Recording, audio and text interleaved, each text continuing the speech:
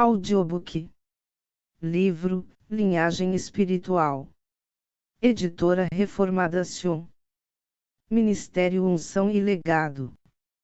Autor, Max Salgado. Edição original em português, copyright 2014. Max Salgado. Todos os direitos reservados.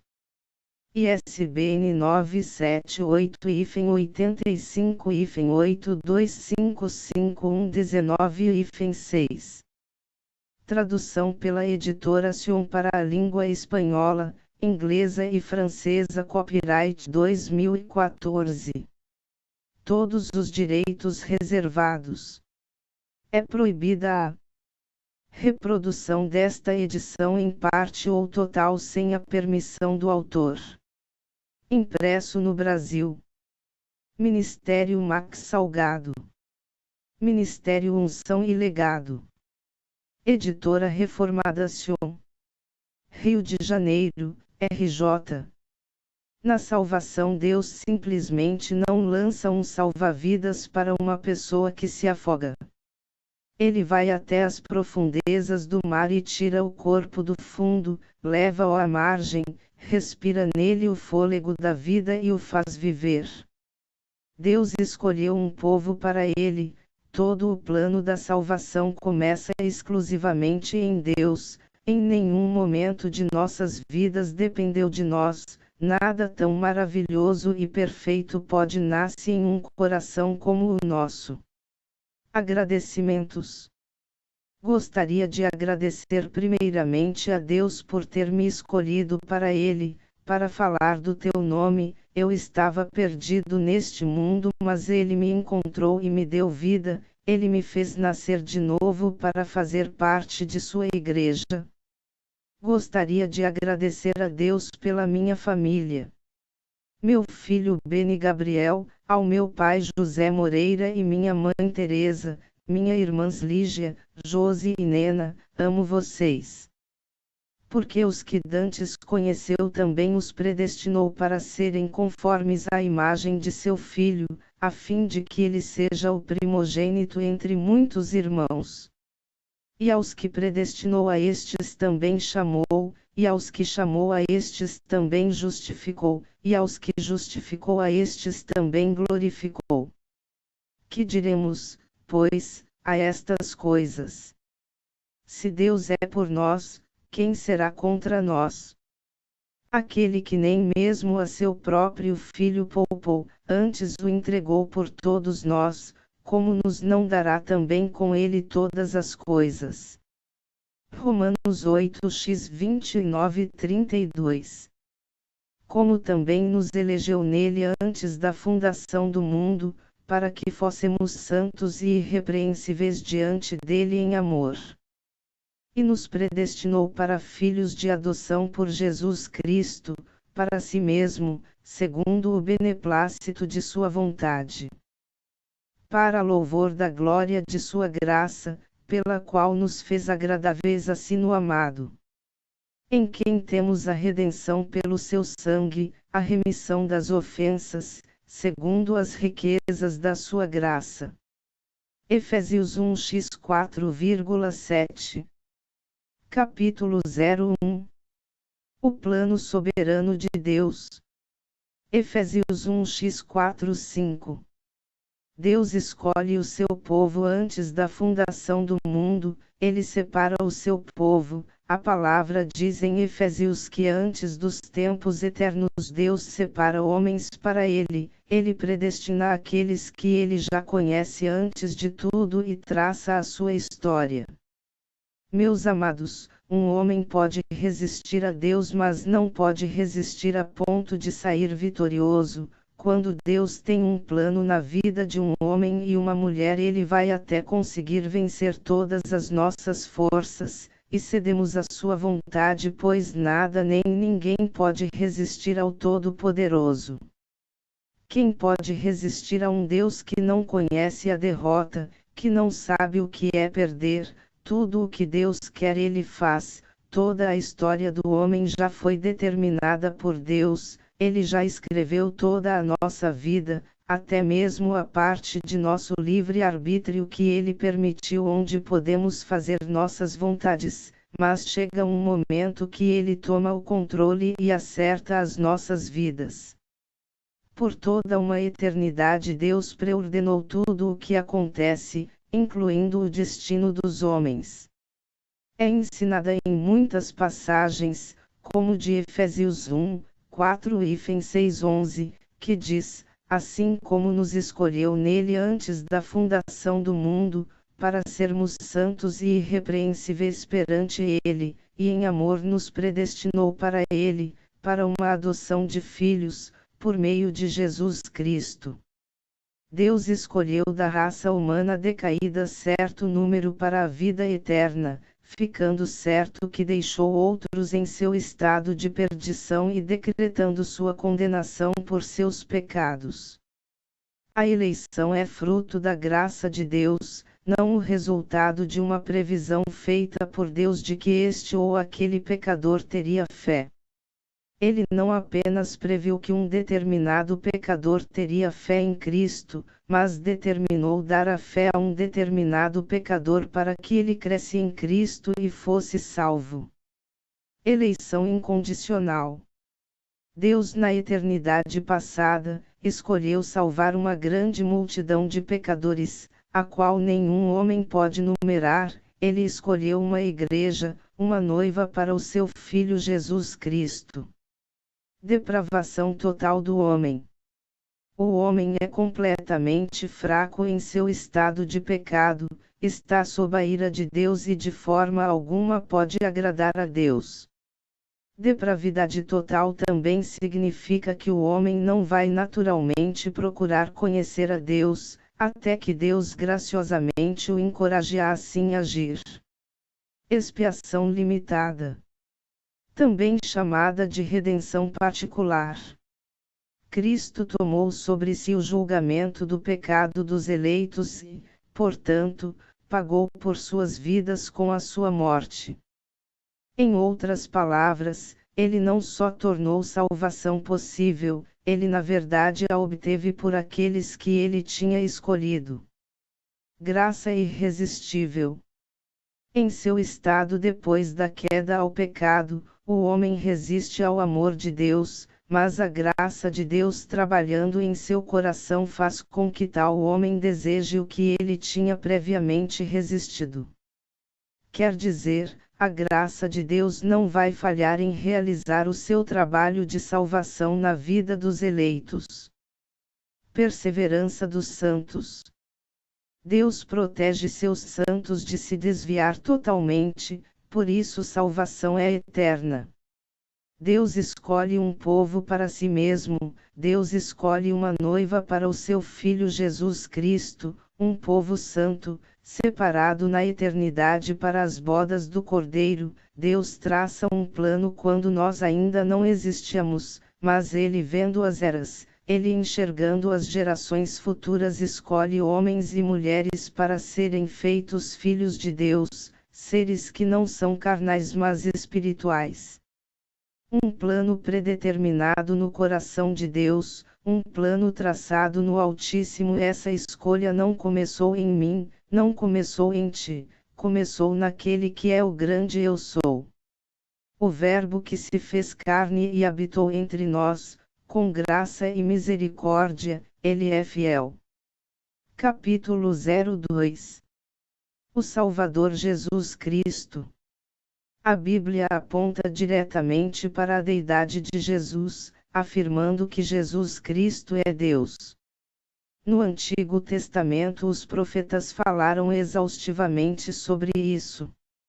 O salmista Davi, no Salmo 24, celebra a vitória do Rei da Glória, e o Novo Testamento nos revela que Jesus é o Rei da Glória, 1 Coríntios 2:08. A encarnação do Filho de Deus, o Senhor e Salvador Jesus Cristo, revela o processo de humilhação a que ele se submeteu voluntariamente para resgatar o seu povo.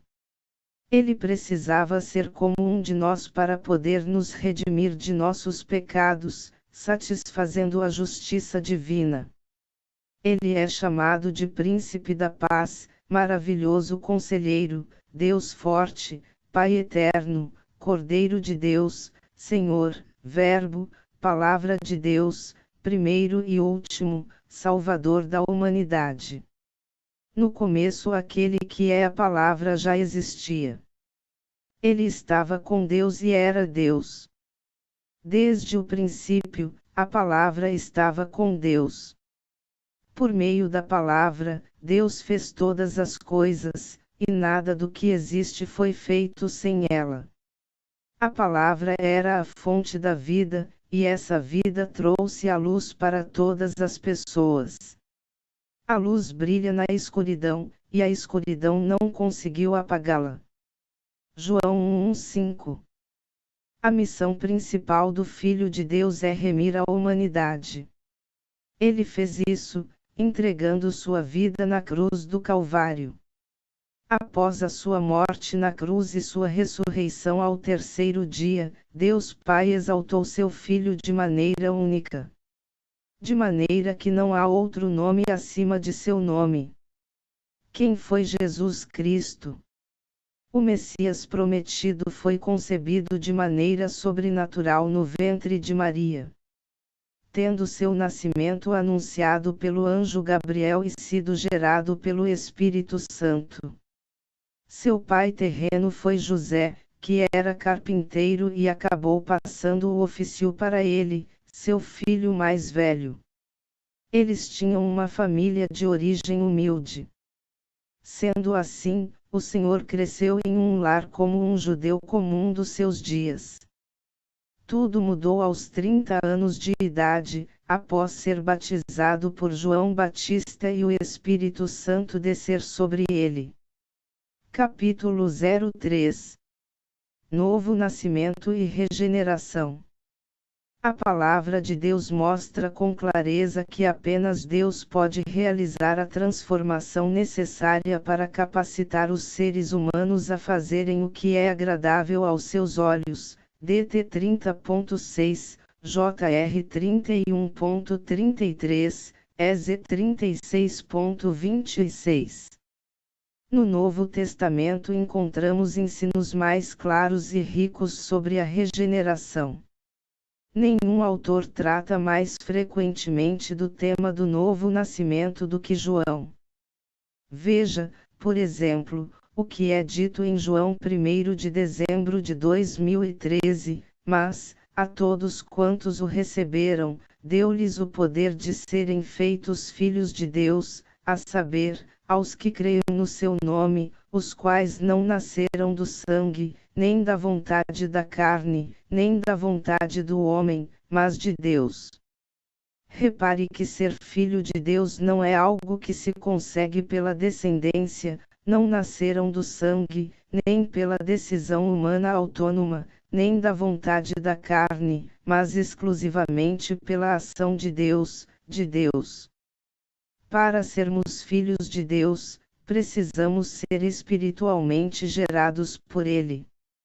É verdade que todos quantos o receberam, isto é, todos aqueles que creem em Jesus, recebem o direito de serem filhos de Deus, mas até mesmo a fé pela qual essas pessoas creem em Jesus é um dom de Deus, Ef 2.8-9, e, portanto, faz parte da ação de Deus na salvação humana.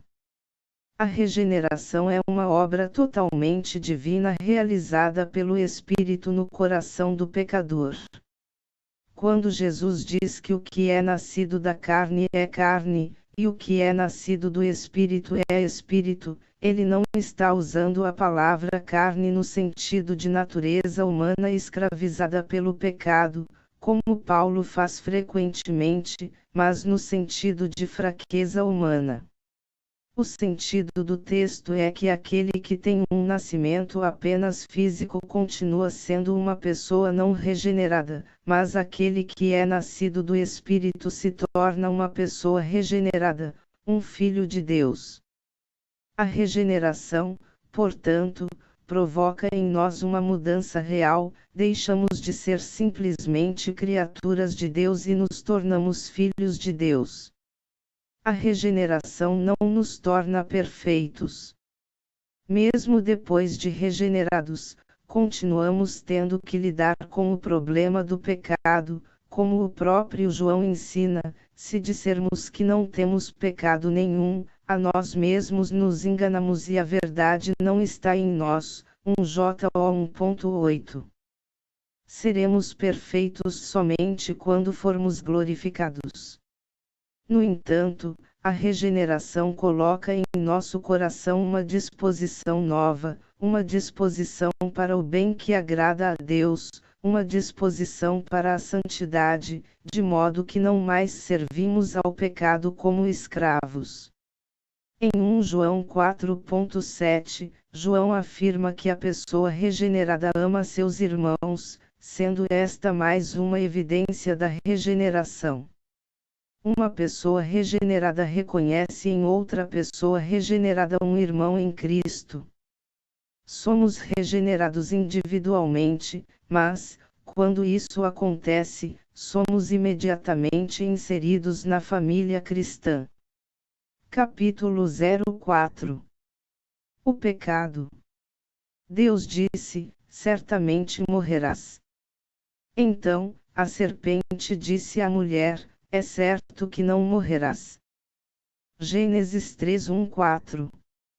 O diabo negou as palavras de Deus apregoando um pecado sem consequências.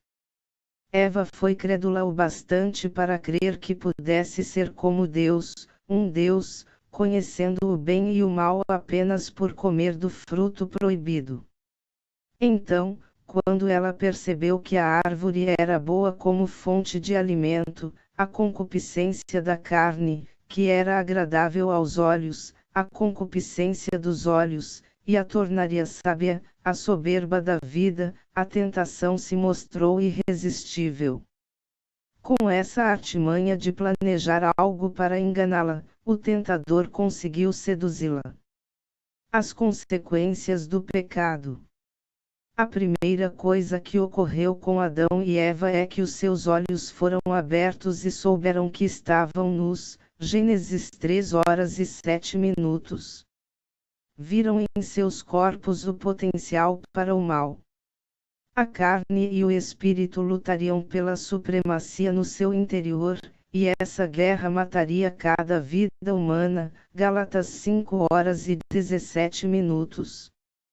Culpados e envergonhados, usaram folhas de figueira para cobrir a sua nudez um do outro. Gênesis 3:07.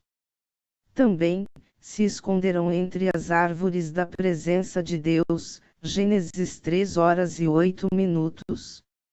A presença do Senhor dos Exércitos sempre traz terror aos pecadores. Eles se esconderam nas cavernas e nos penhascos dos montes e disseram aos montes e aos rochedos: cai sobre nós e escondei-nos da face daquele que se assenta no trono, e da ira do Cordeiro. Apocalipse 6:15-17. Almas impenitentes, atenção, horrível coisa é cair nas mãos do Deus vivo. Hebreus 10:31. Sendo afastados da presença de Deus, Adão e Eva, naquele dia, morreram espiritualmente. Pensem em tudo o que eles perderam. Eva tinha dito no coração: vou me fazer como o Altíssimo. Agindo assim, ela perdeu o direito ao esplendor do paraíso. Decretaram-se maldições sobre ela, 3:16, e sobre o homem, 3:17-19.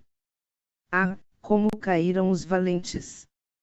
Sofrendo a morte espiritual, Adão e